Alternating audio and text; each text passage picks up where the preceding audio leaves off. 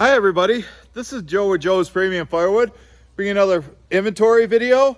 I make a monthly inventory video for my business here, Joe's Premium Firewood. So we're going to start right over here with my brother's inventory, the self-proclaimed king of firewood. He had been donating all his firewood to the homeless encampment, but they closed those places down, so I'm not sure where they're at now. So he's just been giving this firewood to feed our stove. And you can see he finally got his truck back since it was there at the mechanic since September 5th. It had to have all new electrical put into it. Over here, this is the firewood that we burn. This is the stuff my brother brought up. It's okay. Normally we burn my rejected pieces like what you see in here. We were splitting the other day and all the debris that came off the front of the splitter went into there, and we'll burn it.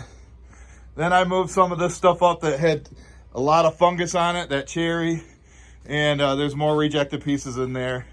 Now some of this right here, that's black locust that my supplier Darren donated. So we're saving that for when it gets really cold. And then over here, this is what I call bay number 1. Before I do that, I want to mention something about the splitter. I've been having some issues with it. When it gets below freezing, the ram will retract or extract just fine, but it won't come back until it warms up. I can't even move the lever. So I just got off the phone with Henry at Easton Made. Andrew had instructed him to call me. I talked to Andrew on a live stream on Skidder Kev's YouTube channel the other night on Saturday night and told him about it, and he was getting ready to send me a new valve and a new filter, because that's what my expert Paul Wagner said it could be. But after talking to the saw surgeon, he's thinking there might be some water in the reservoir, in the lines. You know, I had the issue with this plumbing right here that my brother had to fix.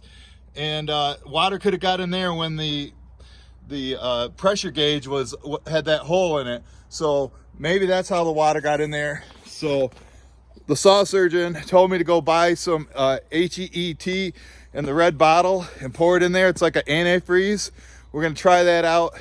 Once it gets cold, we'll test it and see if that happened. I'd hate to have them send me a valve, which is probably a $200 or more part, if that's not the problem, because it works fine as long as it's not cold. And if the filter probably does need to be changed, so I might have them still send me that. But I told them to hold off until I test that out. So I just wanted to give you an update on that. Now back to the video.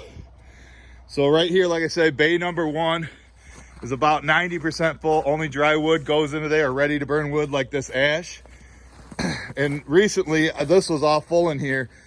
But in the last 2 days, Mike and I had delivered 5 truckloads out of here. A lot of it came from here, and I'll show you in the back where the rest of it came. We were splitting right into the truck. So if I made this 2 days ago, there would have been a lot more wood in here, which is good because I need to get this down some. But as you can see what I got in here, it's probably 5 cords or more, probably 6, at least 6. I think I'm going to make a video and tell you how much I think all my inventory is worth coming up. So then over here, this is what I call bay number 2. This was down quite a bit, but Nate and John came across this beautiful dry oak. And even though I owe them money, I think I owe them $1,100 right now. Or actually, when they do a delivery today, it'll be $1,400. But I said, I got to take it. I can't pass this up. You can see how nice it is. Dry, barkless, ready to burn red oak. So I took that in. This is about 75% at capacity, and I would say there's probably about 8 cords in there right now when you include this. I mean, right here is about 1.5 cord that on that rack there. So then right here is where I keep my stage bundles for the store. They buy 30 at a time. There's 30 right there. And this is my bundle making station, which I use the twine. And then here's my bundle grade wood that's already split and ready to go. And then when I sell this, I've got some bundle grade ash blocks. All this stuff's ready to burn. There's some elm in there too. So once I sell that, and then I replace it with this stuff, which Nate brought me. So I'll just put the splitter right in here and split and stack when that's ready. And then right here, I've got some dry cherry rounds. This stuff's all ready to burn that Nate brought me. This pile, this is where I normally keep my driest cherry, but Nate brought me some green stuff, so I put this here. This should be ready by next summer. Cherry dries pretty quick, and this is a good spot to keep it. So if somebody needs dry cherry, we can get the truck in here or trailer or whatever, split right into it, and this stuff's ready to go. As you can see, I'm keeping the trailer right here that my customer, it's not mine, but my customer said I can keep it here and use it whenever I want. Just whenever he needs it, he'll come get it. That works for me. Then back here, this is where I do my drying at.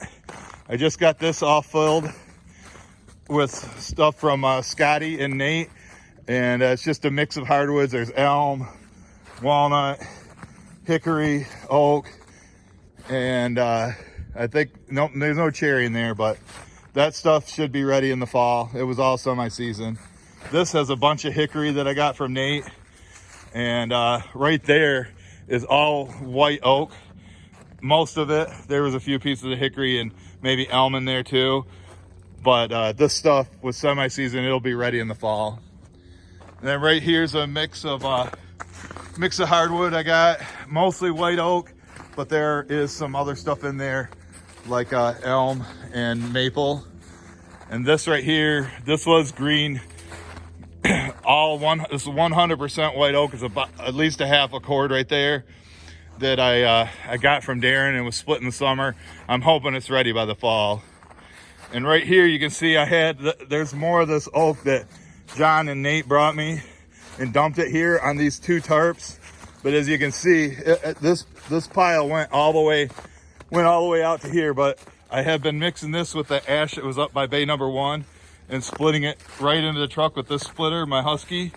And I would say there's still close to another cord of it left here. Well, maybe 2 face cords. And then the other day I split this in a live stream on my YouTube channel. This is 100% semi-seasoned oak. It'll be ready in the fall. They brought me a big truckload of it, and I didn't want to go too high. I don't want the stack falling over, so there was a little bit left over. And about right here, this needs to be refilled with semi-seasoned oak and other filler wood. Basically 1 truckload. I could probably get like a face cord in there, maybe a little bit more. This stuff right here, this row with with the red covers, that sheet metal siding, I would say it's just under a full cord right there. This stuff's dry. This stuff I split on Thanksgiving of 2020.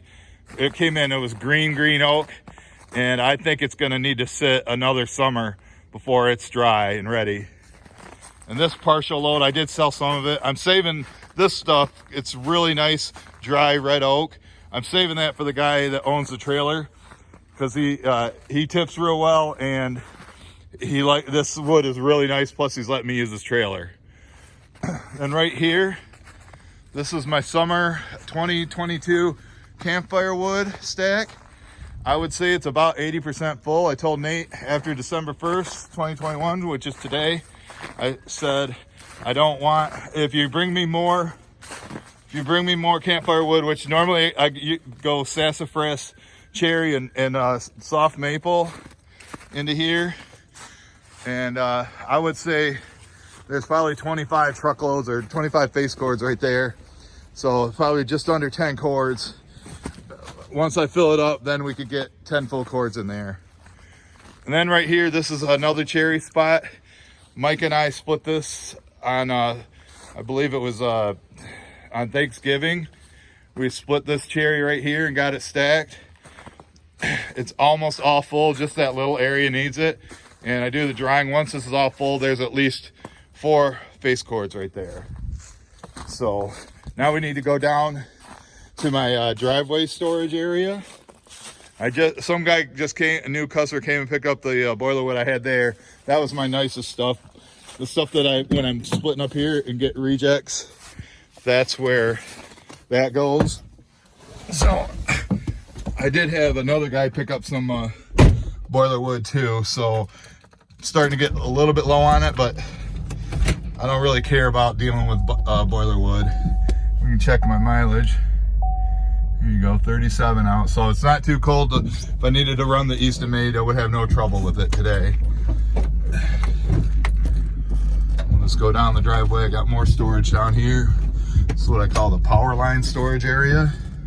But first, this is a shagbark hickory that Herb brings me. I just delivered a truckload to them last week, and I'm going to take them another truckload probably next week. I'm going to try to get my brother because it's so heavy, and the rental truck is only a half ton, and I'm going to take them another load and try to get them one more before the end of the year, so they'll have enough to get them through January and February, so I don't have to go up there and risk driving through a snowstorm. So, and then back here, this is my power line area. I'll just pull in here real quick, park, and go out there and show you what I got out there. Kill the motor. Okay, and well, there's my driveway stand where self-serve bundles. It's pretty full right now. I actually still have been selling on it this time of year. It's very surprising. So we'll start on this side. This right here is all just standard hickory that I have to dry for my main customer, a restaurant in Grand Rapids. And it's like probably at least a full cord there. I think it's like 13 feet, so it's probably more than a full cord in those 2 rows. And then this is like more scrap wood that we burn for us, that I'm just letting it dry out here. And then here's my biggest pile of hickory. I did have a full row here, but not only the restaurant buy it, but other individuals come and buy it too. And there's not much I can do about that fungus growing on there. I don't have a dry indoor storage area. I guess it all depends on how it's cut, but I've delivered it like this. If it gets too many mushrooms on it, like that, I just give it to my mom. But this is where I store it. It's, I can't afford an indoor facility, and if I did, people couldn't afford the price. And then right here, I got a half cord of my long cut stuff. I have a couple customers that like it. Usually it's between like 19 and 26 inches, the pieces. This happens to be all black locust. I got a customer that just loves it. He should be calling me soon, and that's what he's going to be getting. I did have a load of boiler wood here, but I finally sold that. This is more scrap wood from my mom. And here I got honey locust and black locust that I cut. It was cut in the spring. It's just been sitting here. When people order in the spring, that's what I'll probably do. This stuff came from the honey hole, and you can see this oak now, as it's sat here for a year, it's starting to get this orange fungus on the side. I mean, what can I do? It's just gonna be like that. That's why that wood guy does not store all his wood, because this is what's gonna happen to it unless you got it into it like a humidity-free environment, humidity controlled. So yeah, I'm not wearing my my microphone today, Deb and Chuck, but I'm not really going far away from the phone, so you should be able to hear me just fine. It's not windy. So that stack right there, I would call it semi-seasoned, and as long as it's just that orange stuff's just on the ends, it's not too bad. But if it takes over the whole piece of wood, then I'll scrap it and give it to my mom, or make it into boiler wood. Then over here's more long cut stuff. As I go through that, pieces that are 19 inches or longer, I throw over here, and this stuff has to be dry. But this has been here for, I don't know, about 8 months. I think I did it in March or so, and should be getting pretty close to being dry. And then here's my backup cherry storage for the restaurant, just in case Darren ever runs out or he takes a job doing HVAC, because that's what he's going to school for. And we got a decent amount of it here. I would say this is close to 30 foot long each row, and maybe just under 4 foot tall. Like I say, I don't really measure out the wood. It's based on how it's picked up, or truckload or cubic foot for a trailer. So this stuff is should be dry. Right, this is where I started putting it in the spring. So I would say right here is dry. That might need a little more time, but I got all that up at the house first. And then here's my last load of hickory. I would say these are about 10 foot apart, maybe a little bit longer. 2 rows of it. You can see I got this on top, and there's a decent gap in between. You want to have some airflow in there. That's the best way to dry it if you're gonna do the drying. So, but yeah, one last thing I wanted to say is, yeah, I put my avatar picture up that I made for Snapchat. I mean, you gotta admit, it kind of looks like me. Go to, I think I don't know what page I put on it, Joe's Firewood Videos or Joe's Firewood Videos 2, which is this channel, but check it out. Oh, and like I say, my hair, you know, my hair's not on my head, ain't white like on my beard. So, all right, guys, I thank everybody who made it to the end, and we'll catch you on the next one.